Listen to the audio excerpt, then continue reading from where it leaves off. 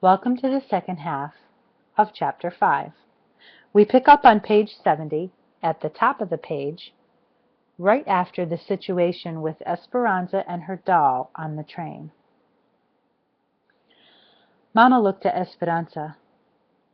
I don't think it would have hurt to let her hold it for a few moments.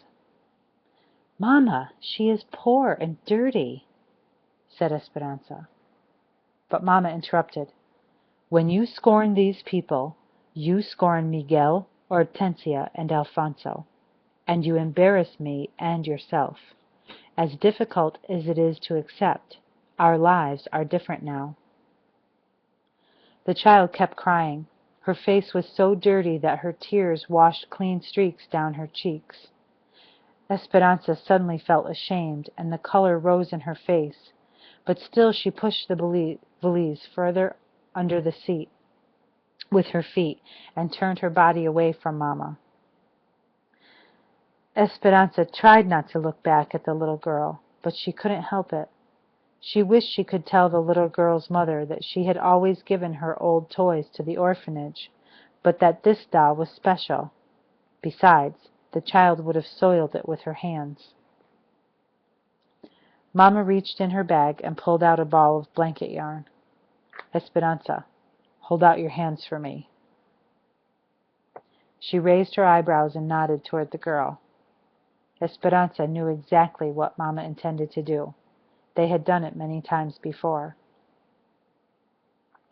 Mama wrapped the yarn around Esperanza's outstretched hands about 50 times until they were almost covered. Then she slipped a string of yarn through the middle of the loops and tied a knot before Esperanza moved her hands. A few inches below the knot, Mama tied another snug knot all around the yarn, forming a head. Then she cut the bottom loops, separated the strands into sections, and braided each section into what looked like arms and legs. She held the yarn doll up, offering it to the little girl. She ran to Mama, smiling, took the doll, and ran back to her own mother's side.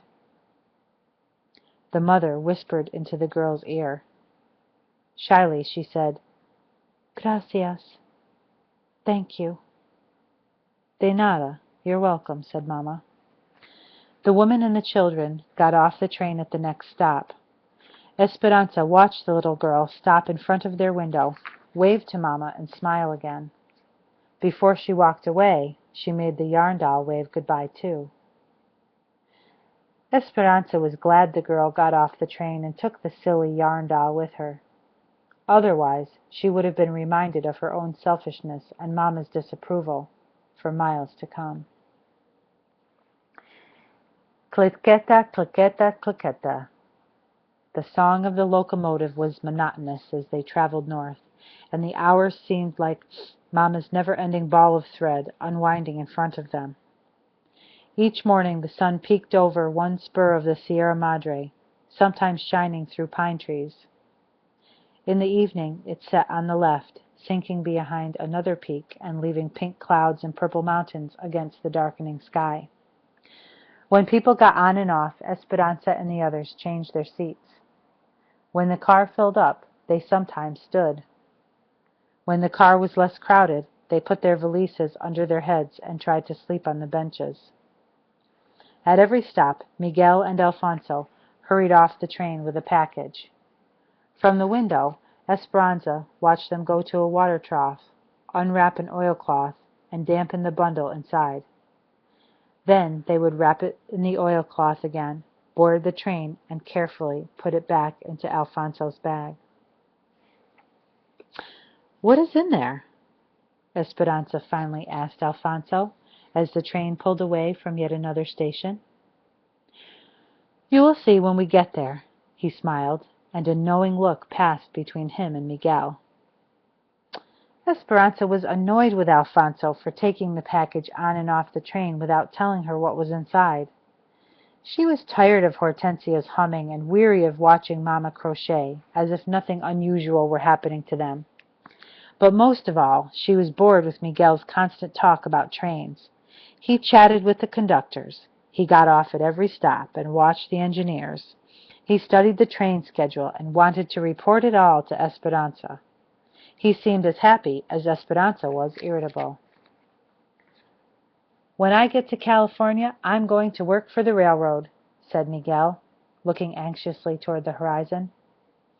They had spread pieces of brown paper in their laps and were eating pepinos, cucumbers sprinkled with salt and ground chilies. "I'm thirsty. Are they selling juice in the other car?" "I would have worked on the railroad in Mexico," continued Miguel, as if Esperanza had not tried to change the subject, "but it is not easy to get a job in Mexico.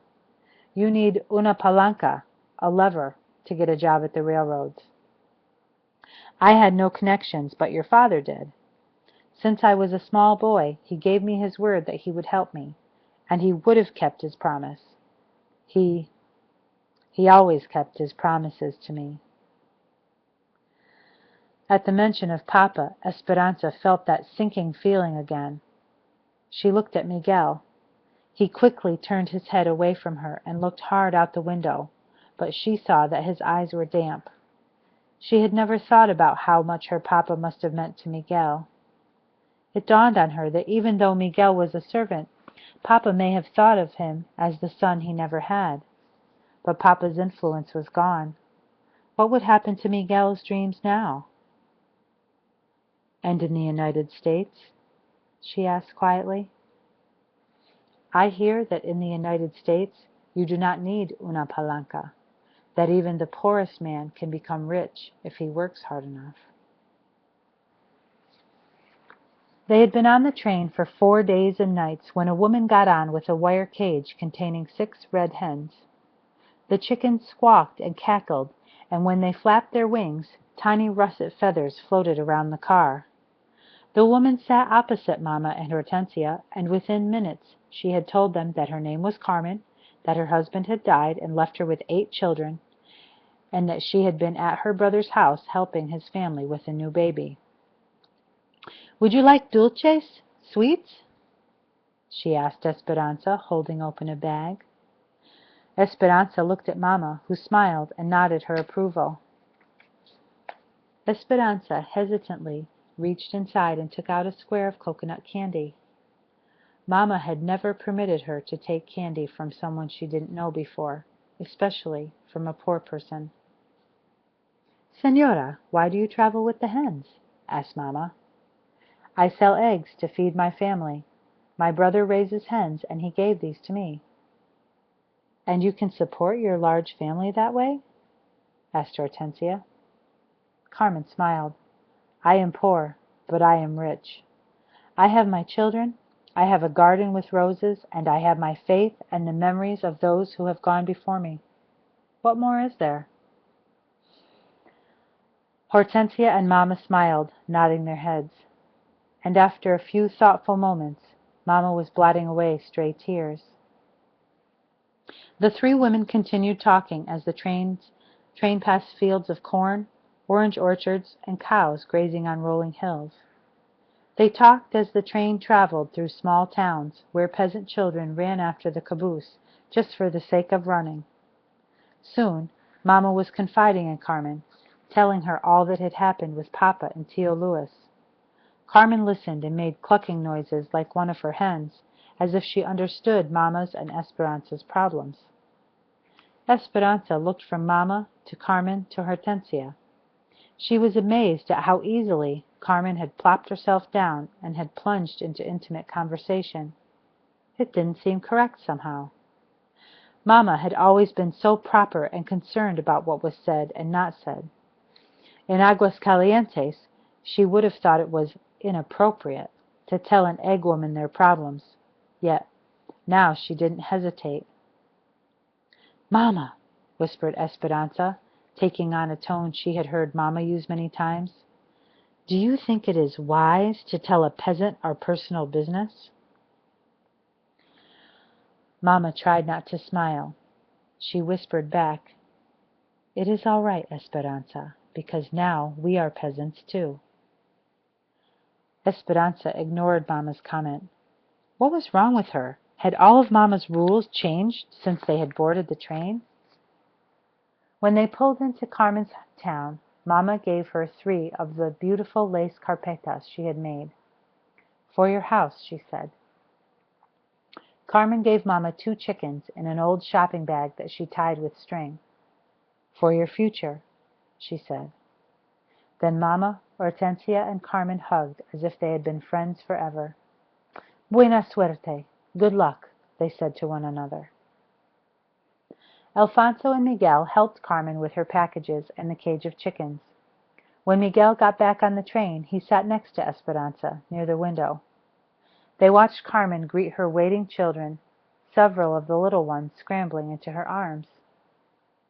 In front of the station, a crippled Indian woman crawled on her knees, her hand outstretched toward a group of ladies and gentlemen who were finely dressed in clothes like the ones that used to hang in Esperanza's and Mamma's closets. The people turned their backs on the begging woman, but Carmen walked over and gave her a coin and some tortillas from her bag. The woman blessed her, making the sign of the cross. Then Carmen took her children's hands and walked away. She has 8 children and sells eggs to survive. Yet when she can barely afford it, she gave your mother 2 hens and helped the crippled woman, said Miguel. The rich take care of the rich, and the poor take care of those who have less than they have. But why does Carmen need to take care of the beggar at all? Said Esperanza. Look, only a few yards away it is the farmer's market with carts of fresh food. Miguel looked at Esperanza, wrinkled his forehead, and shook his head. There is a Mexican saying, full bellies and Spanish blood go hand in hand. Esperanza looked at him and raised her eyebrows. Have you ever noticed, he said, sounding surprised, those with Spanish blood, who have the fairest complexions in the land, are the wealthiest. Esperanza suddenly felt guilty and did not want to admit that she had never noticed or that it might be true. Besides, they were going to the United States now, and certainly it would not be true there. Esperanza shrugged. It is just something that old wives say. No, said Miguel. It is something the poor say. This concludes Chapter 5. Thank you for listening.